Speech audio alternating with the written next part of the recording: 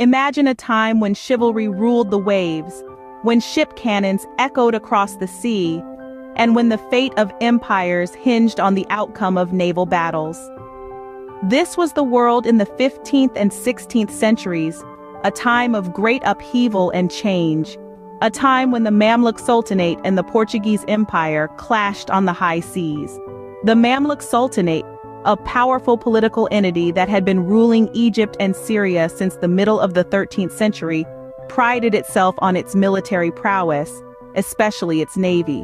Its sailors were slaves who had been trained from a young age to be warriors, earning the Mamluks a reputation for martial excellence. Meanwhile, the Portuguese Empire, driven by a spirit of exploration and a thirst for wealth, was expanding its influence across the globe. The Portuguese had developed advanced naval technologies and tactics, including the use of cannons on ships, giving them an edge in sea battles. The stage was set for a series of naval clashes that would shape the course of history. In the year 1488, the Mamluks and the Portuguese faced off in the Battle of Guinea, a decisive encounter that would set the tone for future engagements.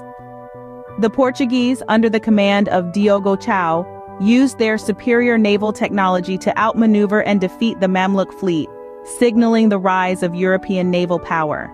However, the Mamluks were not easily defeated. They regrouped and in 1495 engaged the Portuguese in the Battle of Zafar. Despite their previous loss, the Mamluks fought fiercely, using their intimate knowledge of the Red Sea to their advantage, and scoring a significant victory against the Portuguese. The two powers would continue to clash over the next few decades, each seeking to establish dominance over key trade routes and territories. The Mamluks, despite their initial setbacks, proved to be formidable opponents, using their superior numbers and knowledge of local conditions to challenge the Portuguese. However, the tide of history was turning. The Portuguese, with their advanced naval technology and strategic vision, were slowly but surely gaining the upper hand.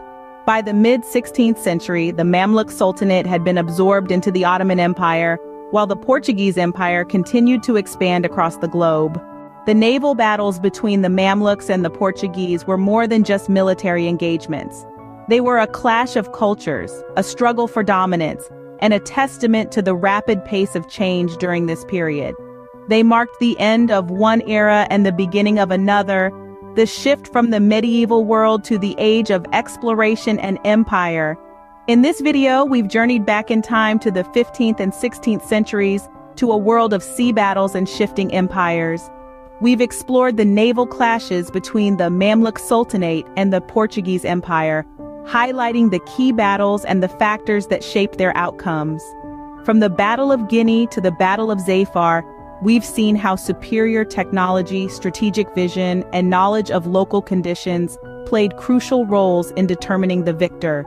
We've also seen how these battles were not isolated incidents, but part of a larger struggle for dominance and control.